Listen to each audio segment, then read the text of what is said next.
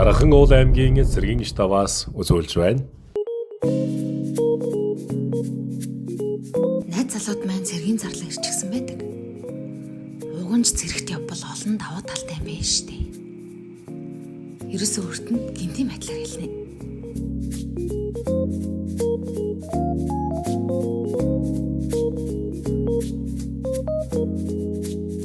Сайн орой. За яг ч. Харин чамд гинтийн бэлэгтэй. За. Нүдэн андаа. За, нүдэн нэгэрэ.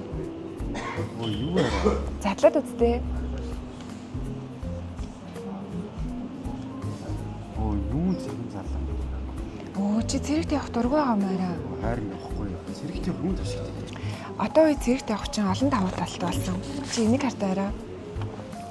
Хугацаа цэргийн аль паркт мэрэгжил эзэмшүүлэх цэрэг татагдсан залуус цэргийн мэлээс гадна эрэлттэй мэрэгчлэр сонголтоо суралцуулж мэрэгжлийн үнэмлэхтэй халах зорилт тусгагдсан байсан.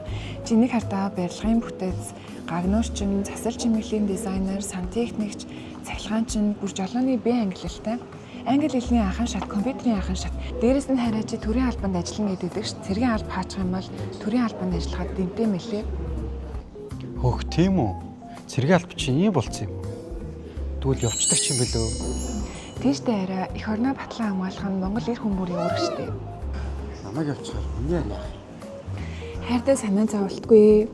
Миний эр цэргийн албаа нэр төртөө хаагаад ирээрээ. Харин чамаа хүлээнэ.